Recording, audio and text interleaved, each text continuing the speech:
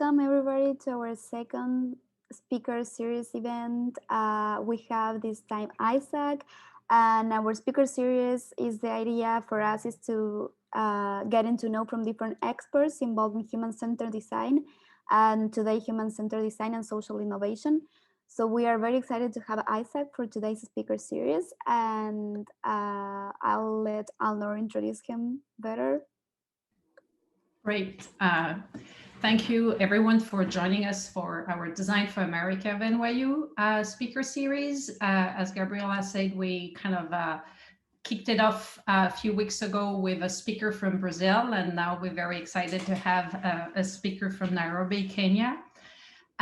So Isaac, I'm going to give a quick introduction, but the way we're going to do the talk today is really more of a conversation, and Isaac has also planned a few slides. We're planning to have it like really informal, about half an hour, and then plenty of time for questions. And I'm sure after you know all the work that Isaac has done, you'll have a lot of questions for him. But very quickly, Isaac is a social entrepreneur, design researcher, and expert in community design. He's based, as I said, in Nairobi, Kenya, and he's currently the program director for Africa Yes, an entrepreneurship, leadership, and training center for early stage social entrepreneur in Africa. And he's also a community specialist at OpenIDEO, an open social innovation platform where in fact, that's how Isaac and I met 4 years ago, as we were both participating to a challenge together. So Isaac, we're super excited to have you with us today, and I have a few questions, but I think we can really, be creative and work the way we want in terms of the questions. And if you have any questions before, if you want to post them in the chat, I'll try to double check, and Gabriela and Valeria will help me make sure that we're not forgetting any questions. So Isaac, you have a bachelor in computer science, some postgraduate training in software and entrepreneurship. And I'm looking at all your stories you've been doing. I don't know how many, you co-founder, founder, or facilitator in 4 or 5 entrepreneurship program in Africa. So I talked about Yes Center, but there's also Mideva Venture. You were also with KUSA, which is for new and prospective farmers to build successful venture. So I'm just, can you tell us a bit more of how did you, end up doing all this work in social entrepreneurship, becoming a social entrepreneur yourself, and tell us a bit more about Yes Africa. Yeah, sure. So I think in the beginning, let not all those titles scare you. I think it was all in transition at different stages and different elements. Yeah, I think starting off, I'm really, really excited to be here. I'm really excited to have this session, to have a conversation with each one of you, to learn, share, interact, make some jokes if it's possible, and just have a good, easy time. So yeah, I'm really excited to join in and share, and I'm also glad Annie's here, and Laura. I met her 4 years ago. And then my amazing mentor, Ashley, who we work with within OpenIDEO, and who actually saw me from the very first time I interacted with OpenIDEO until today. And just also amazing supporters as well. So really excited to see. Yeah, I don't know how to sort of answer your question to be specific, but I think my journey into the world of entrepreneurship and innovation started out just right after college. I think after that, I got my first job offer, then went to work for a week, and I said, this is a depressing environment for me, maybe within structure and things like that. So within that, I had the capability of just starting out some local projects, which allowed me to apply for a program back in Ghana, which was an entrepreneurship a technology entrepreneurship training program. Good thing, it was fully sponsored, everything paid for, so I didn't have anything to lose after school. So yeah, I was just gonna explore life. And during that time, I went in, and all we did the whole year round was just learn how to run businesses. So spend the whole time, full day, identifying problems, tackling them, building solutions, pitching solutions out, getting feedback, living that idea, exploring other ideas and things like that. And so that sort of set me out into this world of innovation and entrepreneurship, and also being in a country where I had also people from other countries really set us in a good environment to see, what are more challenges compared to what I see locally, but also like working teams, see the dynamics around that and that. And so during that time, I think one of the things you normally do at the end of the program is actually pitch for actual investment. And so one of the ideas that actually came up was Kuza, which was now a platform to help new and prospective farmers get into farming. And I think as we were like looking for funding and opportunities, that's the first time someone shared an opportunity that OpenIDEO was running. They were running a challenge on food waste and things like that. And, just as a student, you're looking for opportunities and things. So I just applied for that. And that was my first touch point in interacting with OpenIDEO and IDEO and learning about the open innovation process and things like that. And what was amazing for me was seeing that platform as an avenue where a lot of people submit ideas. Everyone could read everyone's idea, comment on it, give suggestions, learn from it. And I think that intrigued me into like looking through past challenges, future challenges that are launching, but also connecting deeper into like what resources they're providing. And actually that's my first touch point into learning about design and like getting into that space. Yeah, so that's transitioned into that, and then came back to my country, got funding for first project, ideally gave up on it. When we came back home, things on the ground were a bit different. The team did feel we needed investment, so we thought we could like start out on our own, but that was really a false alarm because we needed to like sort out our bills and things like that. Yeah, so that allowed me to explore other avenues, which was like to learn more and like explore other things that are more exciting. So during that path now, I tried to go deeper into learning about design, got more in touch with OpenIDEO, started out mostly as a volunteer on the platform just to like comment on the ideas and things like that. And during that time, I got a touch point now to interact deeply with Ashley, who now later on like got into the whole OpenIDEO platform. Yeah, so that's a bit about the journey I took in, and yeah, pretty much different touch points.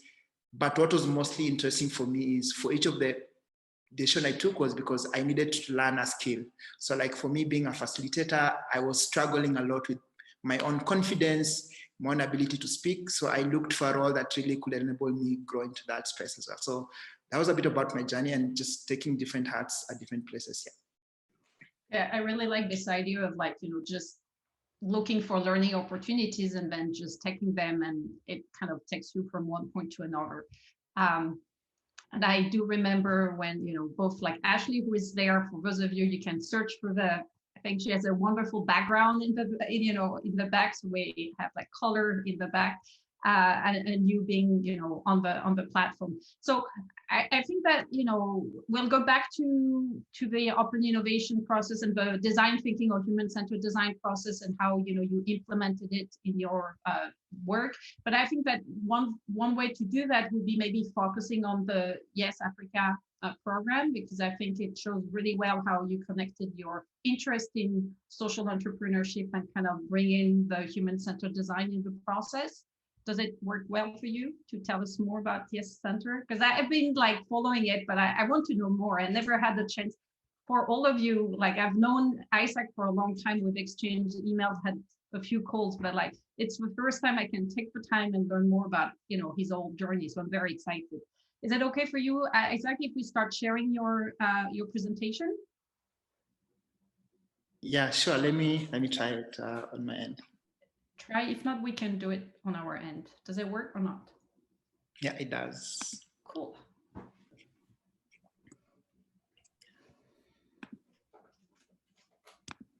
Okay. Let me know if you guys can see my screen. Yes, we can. And most importantly, if you can see the smile of the faces, yeah? Yes, we do. Amazing. So yeah, touch points. I was still working with OpenIDEO a few hours a week, and then I was facilitating entrepreneurship to an institution that was training a lot of people that have completed university and are looking to go into the entrepreneurship space. And yeah, I just got intrigued into like how I can infuse, my design skills, but also like really tackling a challenge that was key to us. So with that, with a few team members, we actually started the Africa Yes program. And so I will just take a few minutes just to quickly run through the YES program, and we'll have more time towards the end to have a bit of sense about what it is.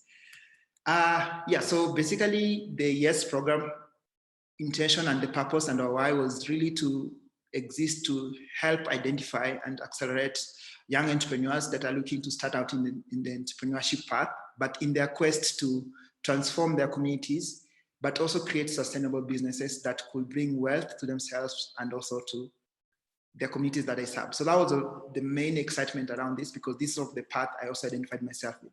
And how we do that is we identify, train, and invest mostly in high potential young entrepreneurial talent with the goal of enabling them create that sustainable and impactful ventures. And you know what's driving us now and keeping our toes and just staying us at night every single day now is we want to be like in the next 2 years be able to grow our program sustainably, which is always the biggest hurdle with like a lot of training programs and a lot of accelerator programs, but want to also make it a top choice program for young entrepreneurs in Kenya. So for anyone thinking about starting out in entrepreneurship, what comes to mind is the Africa YES program. So that's sort of our near-term goal, and hopefully you can get there. So painting a little bit of a picture of like what started out into this. In Kenya and a lot of other African countries, only 20% of people that only 20% of graduates are able to secure employment. And each year we have about 30,000. So you can imagine what possibilities hold on that. But on the bright side, actually a lot of young people are exploring entrepreneurship as a pathway to creating wealth and growing. But then the challenge most of them do have actually is the skills and also the network and the community to really start out.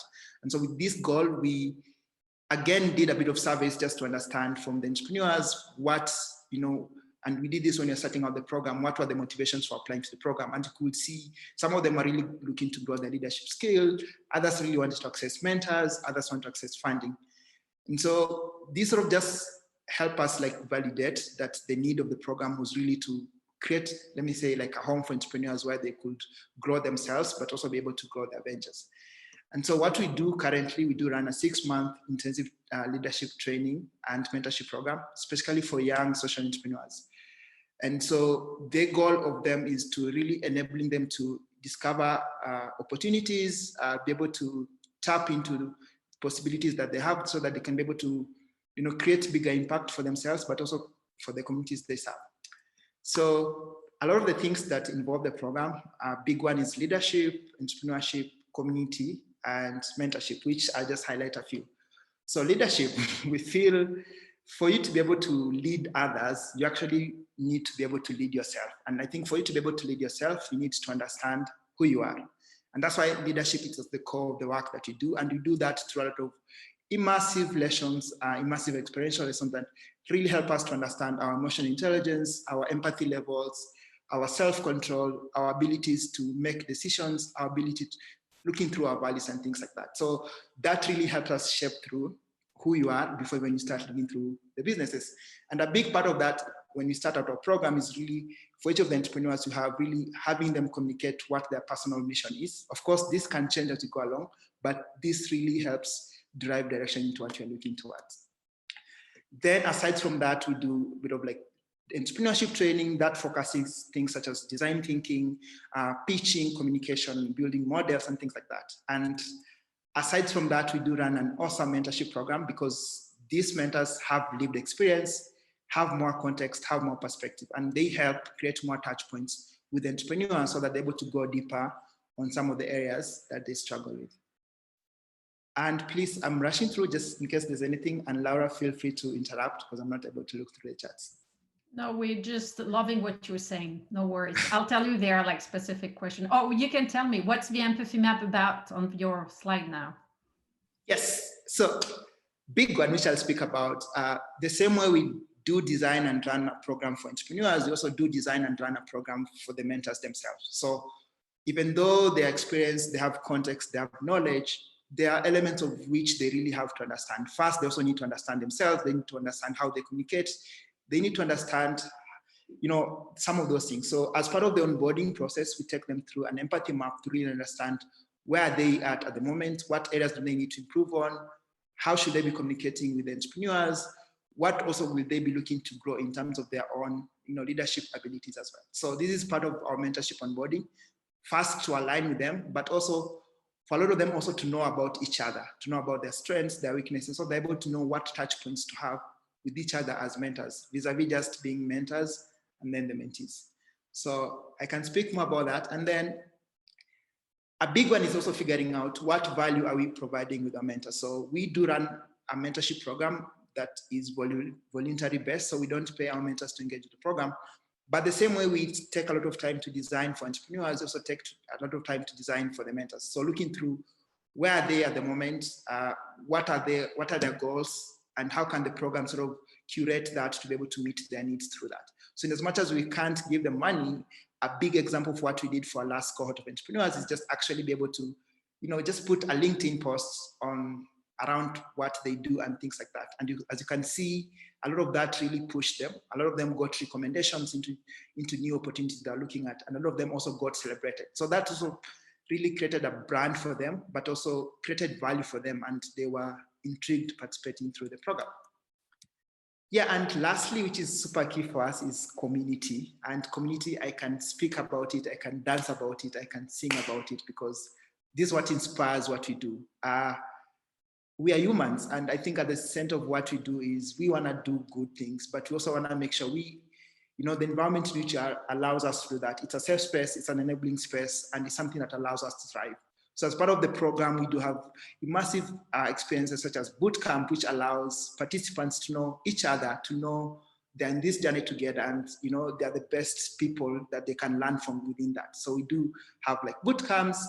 We do have like days where we just go hang out and have days out where people can also loosen up a bit and feel like this is an exciting bit. And yeah, those are some of the activities we do. And all the same, we're always having fun through a lot of different activities, as you can just see. And I will say for sure, for any of the sessions we held, we always start with a dance. One, a dance allows us to loosen up. Two, it allows us, especially as Africans, to connect to our roots. I think dance infuses the energy, changes the mood, allows us to be really true to ourselves, and also allows us to learn from each other. So this is a must for each one of us, and it's always what we always look forward towards. And yeah, and this can go on and go on and go on as well. Yeah, so pretty much highlighting a bit what Naura would potentially ask is, what's our learning approach and why is that key to us? So for us, we do follow an interactive and engaging HCD approach in delivering the training. One is we really put the entrepreneur at the core or the center in that. So we have at the moment have a 6 learning cycle that really help us to get there, which I could highlight in a few. So for each of the sessions we do, we always do what first of all we call, we do first of all an assessment. So once they're applying for the program, we already have a sense of what are people's needs, and that helps us inform what curriculum we need to design. So they actually inform us the curriculum we need to run for each of the specific cohort, vis-a-vis having a standard thing that we do. And for each of the sessions we deliver, we do have several sessions we go through. So we go through intro experiential sessions. So mostly this to help us and participants realize what they know and what they don't know. And then from there, we provide them with resources during the week for them to be able to learn deeper and things like that. Then most importantly, give them a small task that they're able to do within their business within a week. So they're able to apply that concept, that they're able to do that. Then after that, allow for them to come back and share with the rest of the participants how that application went, and then sort of just debriefing from the facilitator side some of the concept that came up. So we do run our sessions on Saturdays so that we don't take time from the entrepreneurs running the venture. So a lot of the entrepreneurs are still able to run their ventures as they're participating to the program, but also they're able to apply in real time what they're learning. And so that's sort of what is key to us and allows us to run this iterative model. Yeah, and just a bit of context as I wind up, we started the program actually last year in January. It feels like it's been 5 years, but these are almost like our bootcamp kickoff slides. And from there, since we started, we have trained 80 social entrepreneurs, directly with 40 and then 40 others who have been teammates. We have been able to run 3 cohorts, which we are currently running as of now. We have been privileged enough to work with about 30 business mentors who helped us pilot our mentorship program last time. And a lot of them were able to provide one-on-one support to the mentors. And for some of the entrepreneurs, these were the highlight of the program. Also able to get some small grants, support about 9 businesses. Yeah, and a lot of our entrepreneurs are coming beyond just our local ecosystem to other communities as well. And fun fact, may not be that fun. It wasn't on our intention to ensure 50% female entrepreneurs, but this is, we always realize this when we do the final selection and we discover, wow, we actually have 70% of female. So a quick fun fact, for our current cohort of entrepreneurs, 70% of them are female, and it's all by merit, which we realize at the very last stage of like, okay, what's the gender combination of this? So this is sort of where we are at. And yeah, and I think just to wind up, these are some of the experiences we design for entrepreneurs when we start out. So as we do the interviews, we really deeply listen to around their strengths, their weaknesses.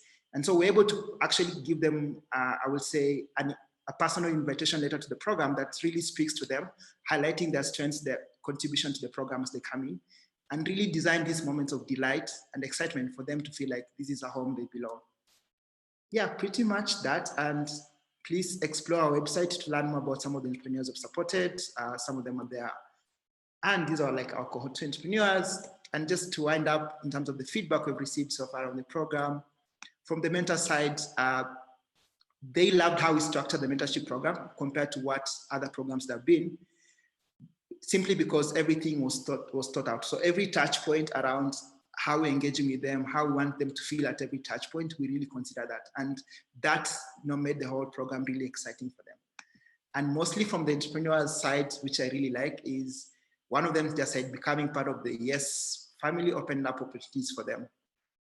They met amazing humans with really good hearts. This is a cliche, but I think I also hold it dear to this. And I think this will just keeps us going, team like that. So finally, where are we headed? At the moment, there are a lot of touch points we're looking through. One is we want to strengthen our value offering for the program, continue designing immersive and inclusive online program as well to tackle the new realities that we have, upskill our facilitators and mentors so that they're able to deliver content in the new way that we are, because we engage expert facilitators and business people who may not necessarily have the value for facilitating. So really also creating value for them to be able to deliver this. And hopefully looking to provide more grants for the entrepreneurs during the program so they're able to execute a lot of the ideas that they're looking towards.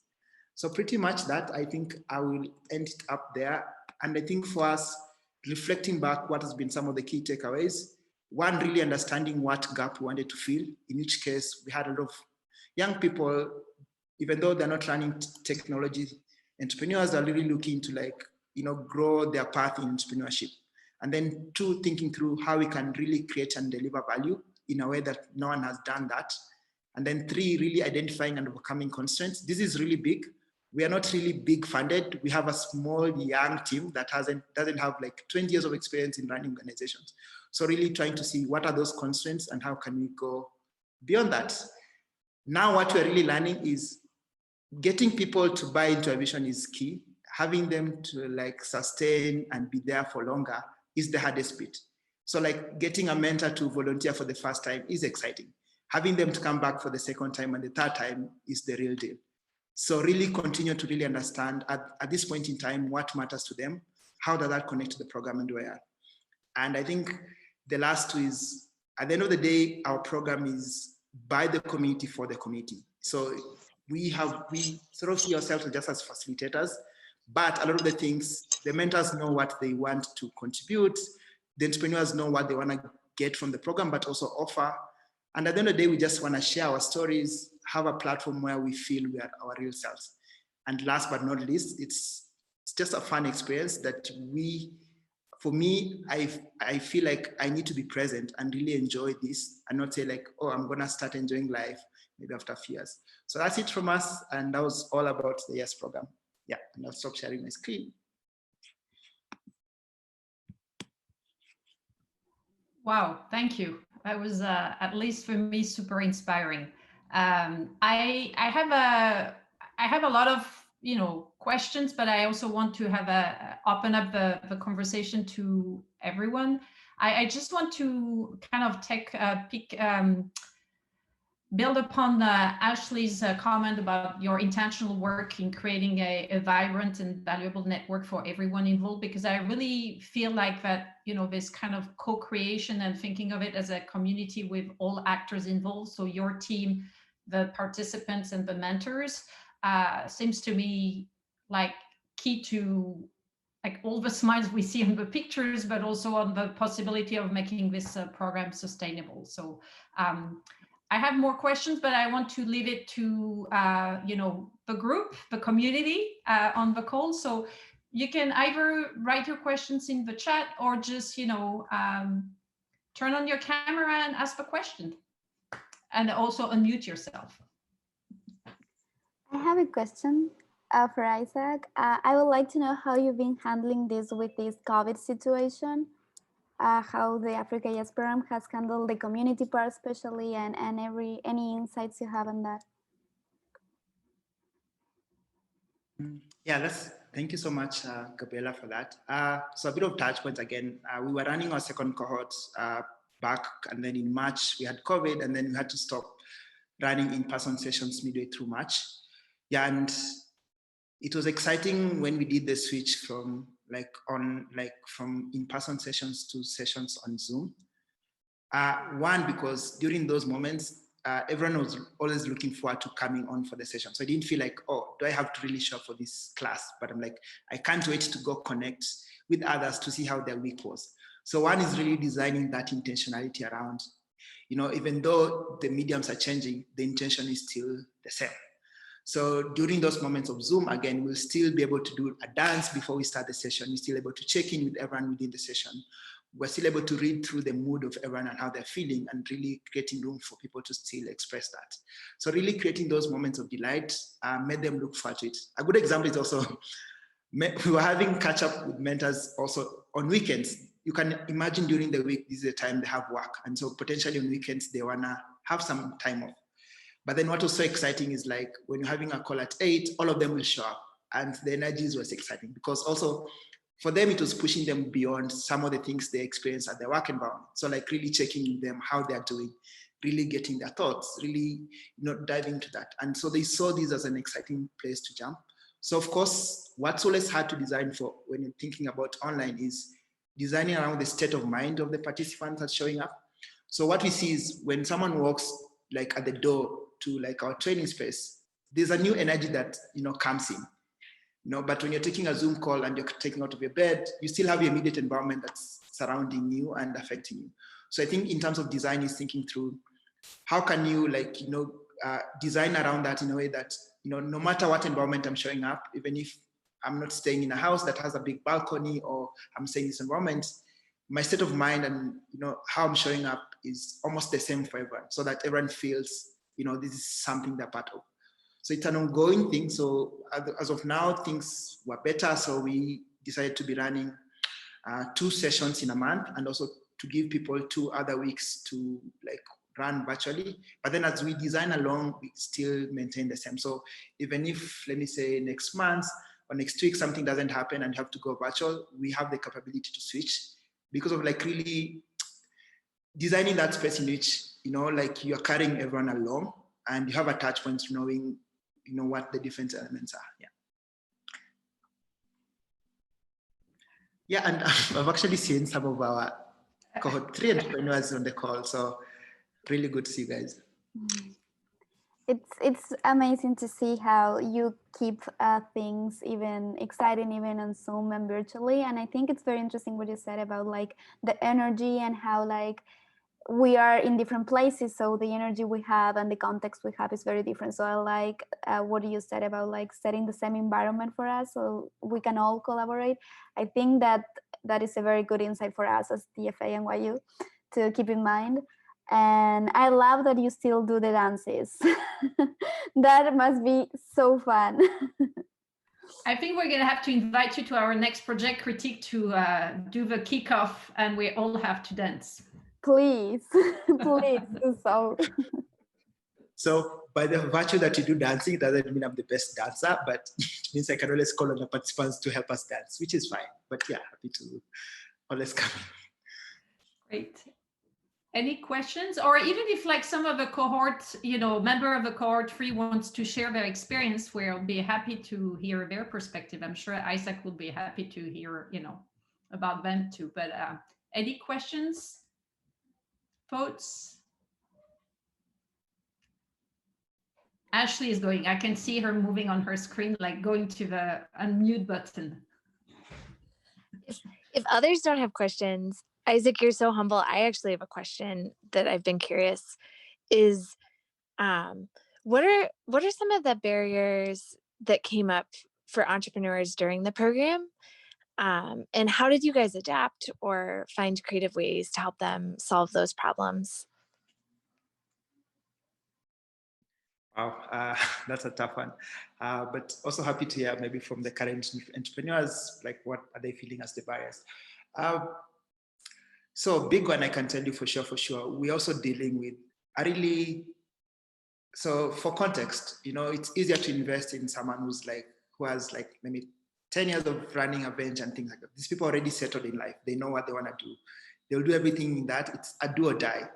I think in our context, and what's so exciting about running this program is also dealing with a group or like an age where, things can change today or tomorrow. So today I'm passionate about this. I'm a young person. Tomorrow an event might happen that changes, the things I like and what I'm excited about.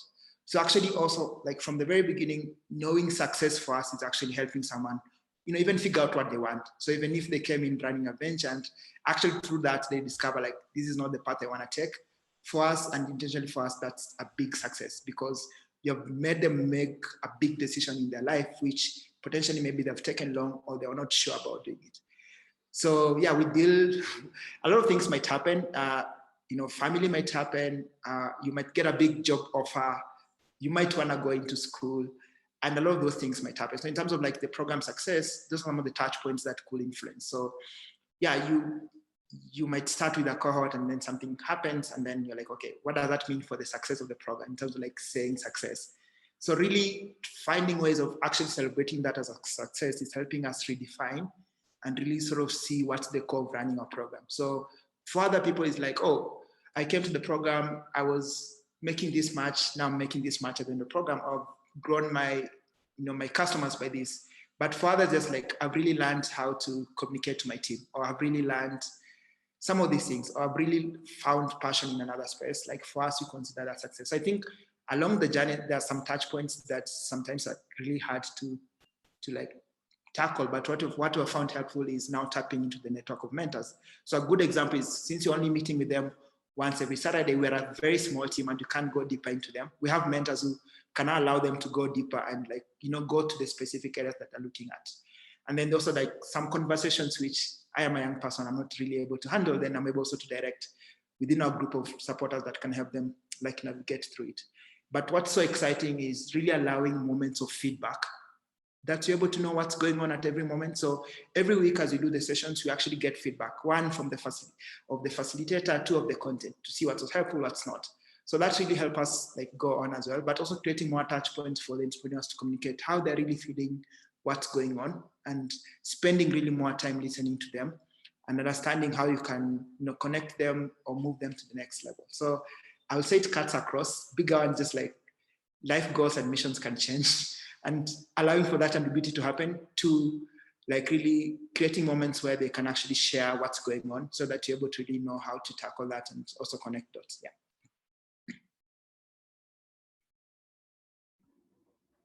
Yeah, thank you. I mean, I find that really exciting. We always say that you need to embrace ambiguity, but like I think you're doing it in a way where on the other hand, you have like an anchor point, which is, a flexible vision of success, and then you can adjust and adapt. And I feel like, I had a question for you, which was like more general, like how humans, you said you kind of learned about design and human-centered design as you started interacting on OpenIDEO, and I was curious like how it influenced your way of working. And I saw that you have sessions on human-centered design within the Yes Africa program, but it seems to me, I'm curious, like if you look at this program versus like, for example, CUDA, like how did it change, or how, like, I can see, and I'm sure Ashley and everyone on the call who, you know, knows about human-centered design can see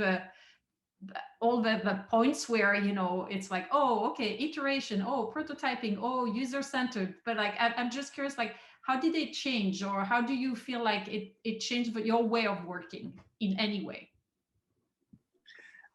So I always do this joke. So I'm part of the OpenIDEO team, and IDEO is like known for design. And I think for most people that, I don't know, maybe Ashley can correct me, but a lot of people that join IDEO actually maybe have studied design or like have a bit of context in that space. I think my very first touch point with them is actually I didn't have any background in that space. But then I think it's sort of finding where the sweet spot was. So for me, it was really deeply listening and deeply understanding. And I think sometimes, like, I've seen a lot of things really working well for us because of that. So like clearly, you know, like, and like, I don't know, it's always called empathy, but I think even before you empathize, Ashley will say you have to humble yourself first so that you're able to really be able to get that level of empathy and well. So yeah, I think what has changed now is, and which is key to us and why this community model works, is really understanding for all these different stakeholders, where are they at, where they want to go, what inspires them, what excites them, what's meaningful to them. And I think we can only do that by deeply listening, by deeply understanding, by deeply also getting a bit of analogous research in other areas and how people in that sort of space have worked. So deeply, I think our strength is like really deeply understanding each person. So I'm not able to share this in full, but I know for sure, like spending a lot of time to even like recruiting the entrepreneurs, because they go through a very long process, allows us to really understand them deeply. So it means as much as we're designing a program for the entrepreneurs, we can actually design a program that speaks to each one of them, knowing their specific needs. And I think that works for the mentors that you work with. We can't give them money, but then we deeply know what their fears are, what success looks like for them, what inspires them. So that ability to really understand that and, you know, turn that into insights and then be able to quickly test that out, but then also communicating out that this is not figured out, we're here to all co-create together, really makes like the difference for us. So like even co-creating with them along. So a big example is like when you start even a bootcamp, again, we share our curriculum, this is what we're going to be covering, but then we still allow participants to ask what's missing, what else can we still go deep with? So that allows us to like, again, create more touch points in a way that, you know, makes more sense. So I think for me, it's really deeply understanding, but then now being able to see, now that you understand that, what's coming out of it, what are you connecting, but then also communicating that ability, like it's not all figured out. The goal is also for them to be able to give you authentic feedback vis-a-vis, it's okay, it's fine, and really communicate what's going on. So I think that has changed how I do, I'll say almost everything, how I do, like if I'm bringing on board a new team member, if I'm having conversation with someone at the cafe, if I'm meeting like a new friend, or, you know, if I'm being spoken by someone on the street. So that really, it makes the whole difference, but then it has worked for me. Sometimes maybe doesn't work for other people, but that has found that super interesting for me as well. Thank you. I mean, I think it's like the perfect summary of human-centered design in 5 minutes with a lot of passion. You started with no knowledge of design, but like, I think it's like, I'm happy we're recording and that some people are going to be able to see that, because I'm going to tell my students to watch that specific aspect part of a video. You know, any other questions? Like, I want to, you know, leave the space for other participants. I have a question.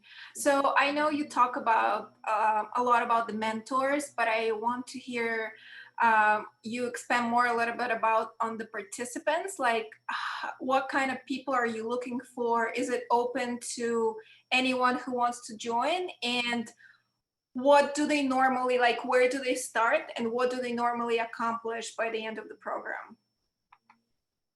I don't know if I should speak up. I should just speak up on anyone. Because I see some of them on this call. I'm tempted, but I can only do that if I see their face. Yeah, I think by basic ideas, anyone can run a business. Like anyone can have a business idea and things like that. So by default, like we are looking for people that, one, have already shown grit and energy. They have taken that bold step, because you can choose to go for employment, you can choose other things. So that sort of by default, you have identified something that's pressing within your local community or within your environment, and you've made that bold step as a young person to tackle it, that's already a big plus. But then a big part in that is really evaluating who's this person, you know, and so really looking towards who are they, what are they excited about, where are they in their journey, where do they want to go next, what's exciting for them, what's worrying for them, what help might they need, but also thinking through them existing as one is good, but then how do they fit into the community you're trying to build? So who are the other entrepreneurs you're looking to? Are they a good fit in terms of like providing value and also learning to the other cohort as well? So creating that allows us to actually build this community, because I think the strength of our program is actually the entrepreneurs themselves and how they're creating value for each other. So think about it as like really enabling these people that, you know, they're all passionate, they're all like excited, they're all showing this thing, bringing them together. And it's sort of like, it will really, sometimes takes really long to find someone who's like in that nature. So we sort of spend a lot of time to really make sure we get those people into the program. And so as they start out, we have a sense about, for each one of them, what does success look like? For others, just like, I really want to figure out myself. For others, I want to grow my business. And so through that, what we do have is we do have 2 levels of measuring, like what we're expecting for them to think about. One, what they define as their own success, so that they're able to be held accountable for that. And then 2, now looking through the program, like across. So like maybe we want to help them move from point A to point B. So our curriculum sort of takes them through a journey. And we always start with leadership, is because before you're able even to lead a business, you need to know who you are. So now that they're able to do that, then they're able to like, again, start out on the whole path of like, you know, launching or refining their business and then going through that process. But then as they do that, they're able to apply real time. In that case, now working with facilitators or people in the industry to actually be able to actualize those spaces. At the end of the day, what you want to build is actually build a community of entrepreneurs who support each other, who nurture each other, who, you know, invest in other entrepreneurs within their community, because they know how it feels to start out on this path. Yeah, so pretty much long. Thank you. Hi, I just have like a short follow-up question. In your presentation, and I think it's been mentioned a lot of just like the dancing and how it's like culturally relevant. I would love to know, because like you are looking at like very individual people, like has there been any sort of like cultural thing you have to keep in mind as you're looking for these different people, of like how you can provide value based on what their background is, like what sort of like cultural sensitivity you have when like working with all the participants? Yeah, that's a good one as well. I don't know if she's on the call, I'm not sure. Yeah, but we have had different touch points, and I think for each of the cohort, it's different. So for this cohort, we had to spend a lot of time designing around inclusivity, which is a new element to us. So maybe one, having people of like, let me say in our own context, like race within the cohort, but also having someone with like different ability as well to fit in the cohort. So that was a big challenge for us to look at and really trying to see how they can fit in. So what has been big, or what has been helpful, is one, as you design, so our first touch point is usually called our bootcamp. And our bootcamp weekend is for us to really understand each other. And the big goal of that is to know, one, to really appreciate each one of us brings a value, also understand the different like culture, context, thinking, approach for each one of us. So a lot of those immersion sessions help us understand how different people react to different things. And that sort of help us build that awareness as we go through that. Some points you might not have all the full awareness, but almost communicating that, you know, the intention of this is also for us to learn. So like really creating room for like, you know, like maybe to apologize, or, you know, say that you're learning, and like sort of just say like, you know, we're in this together, we're trying to figure it out. And so like really creating those moments where if you mess up, it's almost like a touch point for learning, than like we didn't consider that in the very beginning as well. But also we've learned there are like a lot of things that take a lot of time to practice. Big one is even something such as self-awareness, even empathy itself. Like there are some sessions I facilitate, I feel like I'm empathetic, but I get to realize I'm actually not as empathetic as I thought I am. So you continuously have to keep learning and put yourself in that moment of like going deeper for you really to go into that. But yeah, we do have moments of that. The only touch point is making sure like everyone is heard, everyone has a room to contribute, so they're able to see those aspects coming out as well. Yeah. Thank you. Thank you. I think it's, I want to kind of add on, like Ashley mentioned that you're humble, and you definitely are, but I think it's like just listening about the ongoing learning and the ongoing self-awareness and personal reflection we need to do as we are, you know, interacting with others, whether it's in a design context or just as human beings, I think is like, so, you know, at least it's inspiring me a lot. So thank you very much for kind of, you know, just stating the obvious, but that we sometimes forget. Any other questions or thoughts, or either on YES or on, you know, Kuza or any other program that like Isaac mentioned? I had a question if nobody else has. Just go for it. Okay. I was wondering, how would you define an entrepreneur, and what are the requirements for them to apply to the YES program? Because as you said, there are different like stages of maturity for entrepreneurs, and there are some people that just have like a very like crazy idea but don't know how to like pursue it. And I don't know, I've been there myself, and I never consider myself an entrepreneur, so I was wondering, what are your thoughts about that? Wow.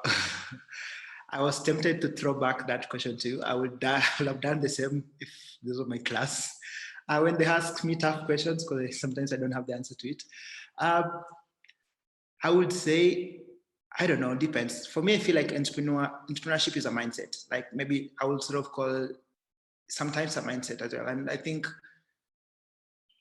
it could be within an organization, could be, you know, outside an organization. And I think for me, I describe entrepreneur is, as you might also maybe, or most of us know, is like, one, you have identified an opportunity, or you've seen like there's actually a challenge. And I think what defines entrepreneur is that ability to be able to take action. It can't just be in your head. So I think that makes the difference, like really going from step 0 to step 1. You might not know what you're actually doing, but that ability to just like step out and actually actuate it as well. And yeah, 3, I think it's just an ongoing process as well. Like it's a continuous learning and a continuous journey to sort of speak to it. But yeah, maybe what I could do is, because also we're running out of time, and I just want to throw this out at random, because I think we have like 2 entrepreneurs on the line. Maybe they could take like maximum 20 seconds to say who they are, what problem they're solving, and why this, like how this program has been so far. I'm gonna time this, Shanice, Peter, and Terry. I see you guys. So just call out, I'm gonna call out on Peter first. If Peter, unless you're not on the call. Okay. Okay, Peter, yeah. Hi everyone, my name is Peter. I'm sorry I'm not able to have my video on. I joined the call straight from the bathroom, and I'm still working on my 6-pack. I'm a co-founder of a company called the Graceman Challenge, and we work with young people so that we can be able to create a new generation of leaders, people with new mindset, who can also like be solution accelerators in the companies and both in the society. However, we use very unique tools for coaching and for helping them think around creativity and innovation.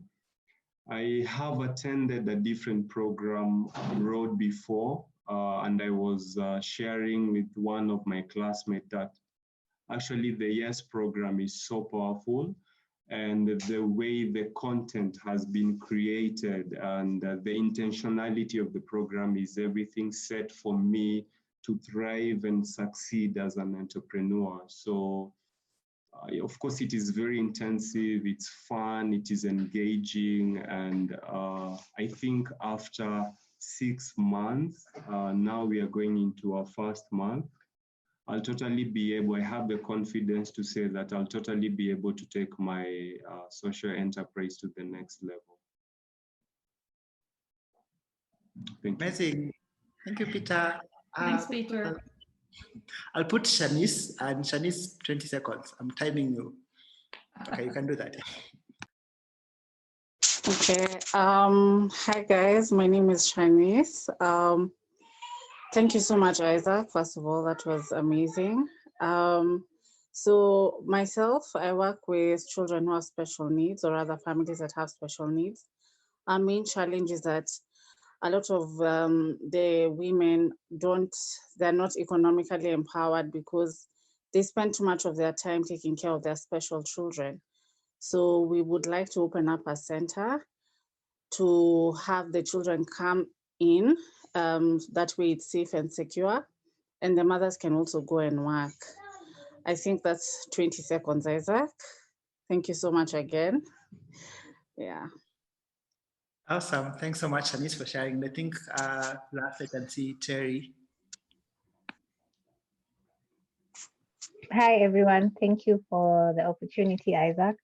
So mine is a little bit like Shanice's. I am a founder of Ella Organics. So Ella Organics, we deal with production of organic products, and our main focus is on the malnutrition of children with special needs.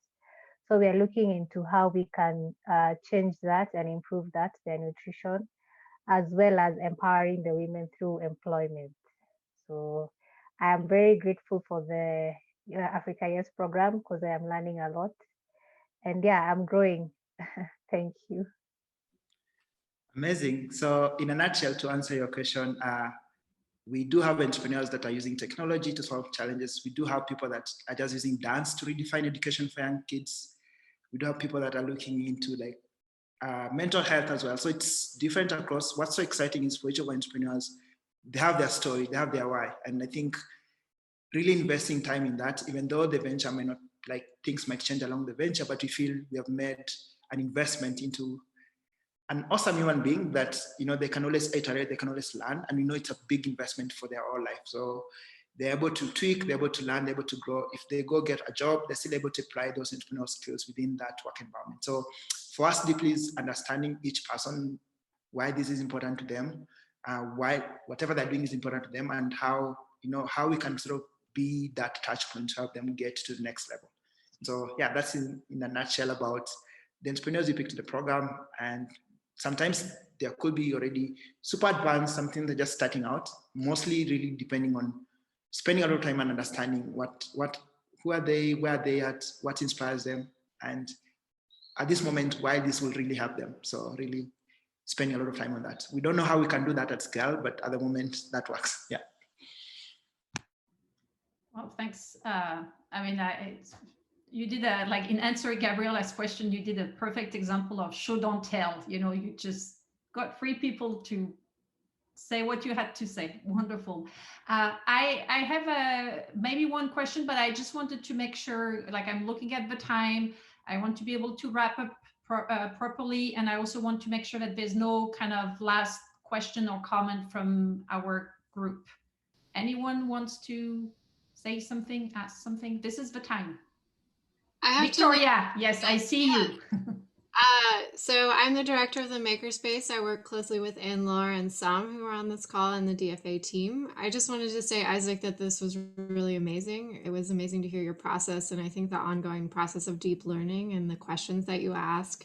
I think that's something we try to do, but we have a lot to learn from you. So it was just an honor to hear from you, and I appreciate your time. Thank you so much. Yeah, I think that I completely, you know, second Victoria's comment. So, I mean, I have like, you know, like thousands of questions. So I feel like I know we're supposed to have another call next week. So I'll ask you my other questions. But if there's any kind of one last question after but like, I think like it seems Victoria kind of closed up very nicely the call, but like, anyone like last question? I'm looking. No, there's like just like you're beautiful, you're humble. You know, it's good for, you know, for a humble person to be online and hear that you're such an inspiring person. Any other comments, question, last comment, question, or shall we close up? I just wanted to say thank you on behalf of the DFA of NYU team, because I think also as the board members, you are very inspiring for us. And I took personally a lot of learning today from you. So thank you. Thank you for being so humble. And thank you all for joining. I just also wanted to share that we have 2 more speaker series coming up, and I wanted to share the links with you so you don't forget, just in case. We have a user researcher from Google joining us and on November, and then on December we have meditation for empathy. So we are very excited for those events too. I will just post the links in the chat, and of course, just reach us with questions or comments. Yeah, and Isaac, you're welcome to share also with the Africa Center, if the timing works to them, the upcoming talks, the workshops, although you seems to have like already a lot of things for, if you want to add to the dance, the meditation piece, that, yeah. So any last words to, or last dance to say bye and thank you? Yeah, so first, actually, I would love to do a couple of, I think Ashley has left. No, she's still there. Okay. Yeah, first of all, a big thank you to Anne Laura. So for context, I met with Anne Laura through the Open Innovation Platform. And through that, the relationship has grown year in, year out. And it's just been amazing to see the interaction. So really, thank you for pushing that out. I also see Naman. Naman has also been, I would say, part of the OpenIDEO community for a long time, and it's really good to see that he came in support. Really appreciating my amazing entrepreneurs for the current cohort for showing up. I didn't intentionally invite them, so I'm surprised they're actually able to find the link and able to come in here. Super, super big. Thanks guys for that amazing support. And I think to each one of you for inviting me. I was doing a catch up with Anna and Laura yesterday. I was like, I'm scared. I have no clue how to go about it, but just ending up, I feel nice. I think just closing is like, it's a journey. It's learning, it's growing, it's being hopeful, it's showing up every day, and it's just connecting, and it's allowing for us just to be our authentic self. And I think I'm excited to see how you guys are growing. I'm excited to see what connections you can make better, collaboration between newer students and our students. So a good example is like our participants now, maybe in a week's time, they'll be going through like a 3-week design sprint. So maybe even touch points for you guys, like to brainstorm ideas and like have them apply on the ground could be an exciting approach. So really looking forward to more conversations and possibilities of, more collaboration. But again, thank you so much. And yeah, I think, I don't know what dance I've done, but what you can just do is you can just check. That's it. Like it's during the day for some of you. For us, it's like at night, just check. And again, thank you so much. And I look forward to more touch points, but yeah, really humble and grateful.